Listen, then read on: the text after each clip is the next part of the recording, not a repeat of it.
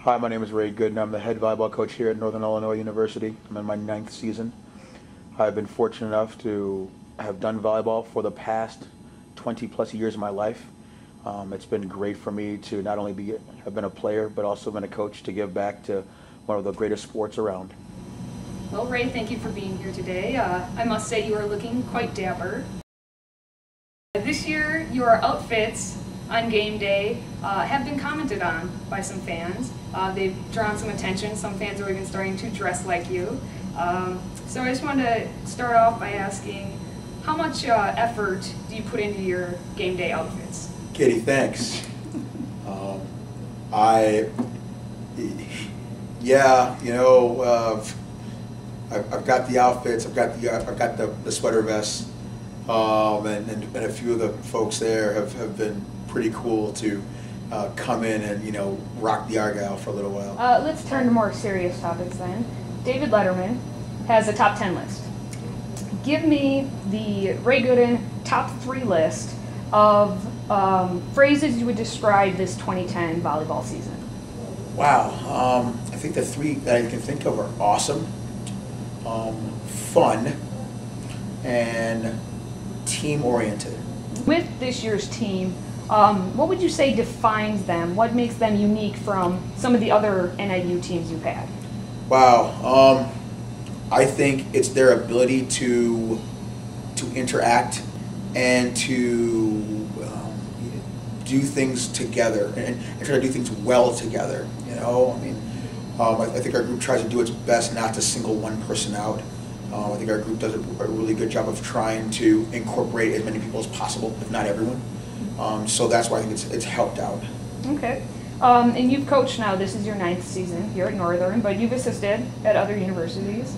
How has your coaching philosophy developed over all these years? Maybe has it evolved? Has it changed at all?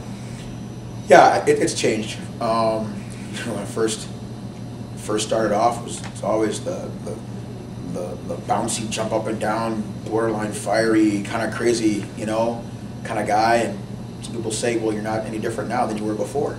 But I think I've mellowed out a bunch. I think I've tried to put things in its proper perspective. I've worked really hard on being more patient and educate as much as I possibly can, as opposed to just show volleyball. I'm trying to help everybody with the process, and and having a family, I think, helps out a ton too. Just it kind of helps me put things in its proper perspective, knowing that I'm trying to communicate to a particular individual, just like I would like someone to do that to my children. And so I think that helps me. That has helped me mature a lot. And just all my experiences has really helped me get to this point where I am today. Okay, and yeah, some fans would say that you're very animated, I would say, on the court. Your in-match coaching style. I try to do my best to help our team be successful. That's really what it comes down to. I'm hoping to go into a match with the idea that I can answer every question that someone's going to ask me. So hopefully I prepare myself well enough without throwing all of that information on our players, so that they don't so they don't reach information overload. They can go out there and just play, but they're also prepared. And so as we go through a match, we're talking with our staff, talking with the players, being able to make adjustments, and then also just enjoying the event. In the beginning I used to never think things were good enough, but that's not how it was as a player. I was always, I guess, the eternal optimist. And so now I'm trying to bring that back finally. So when someone goes makes a play that's positive, I can celebrate just like they do without running onto the court, I hope. So that's kind of my style. All right, you mentioned as a player, of course, before you coached, you did play volleyball at Ohio State University. You were a setter on the team. You were on varsity volleyball in 1991 and 1993. And I just wanted to show you a photo and wonder if that sparks any memories for you. Yes, my ability to fit in that uniform. And when the shorts were about as short as spandex too. That's pretty funny. I mean, you're not only a coach, you are a husband and a father. Talk a little bit about your family and how they influence your career and how involved they are. It's great. Steph's a coach as well. She coaches at DeKalb High School, and so she understands the uniqueness of our profession, where we are pretty much on call 24 hours a day. You know, we get the text at 11 o'clock at night, we have to get up at 7 o'clock in the morning, and everything in between.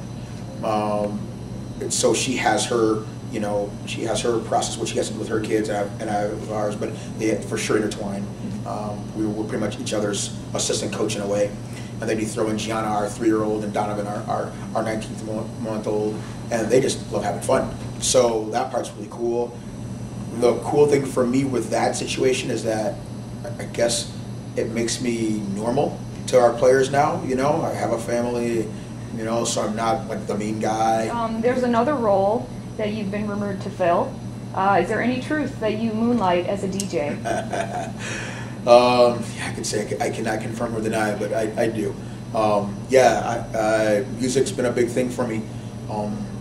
For some reason, back in the day in high school, there were different little crews of DJs at our high school, and you know, and house parties were the big thing.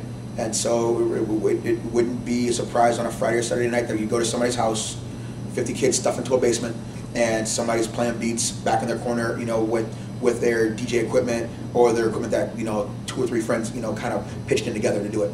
And so got part of a group. Always went to the record store every Saturday after going to Y Club.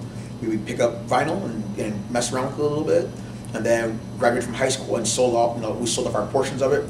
But then I went to college, realized we could DJ, you know, I could DJ at Ohio State, a couple places, but then it turned into CDs. And then after I graduated from college, sold that part off because I thought it was pretty much done. But then I had a chance to play a few clubs when I was here in Chicago for a little while.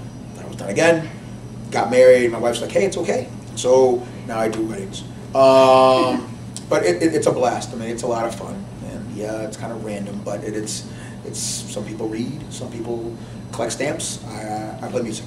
Right. Music is, I think, one of the best ways to bring people together, because you can always remember times in your life, you know, based on a song or some type of lyric or what have you, you know. So I think when, you know, when we have music in practice, it just kind of keeps everybody, you know, flowing and feeling good about what's happening. All right, let's do a quick fire to find out a little bit more about Ray Gooden, the person, right? Complete the following. Okay. Volleyball is? My life, but it's also the best thing ever. All right, if I had 4 more hours in the day, I would?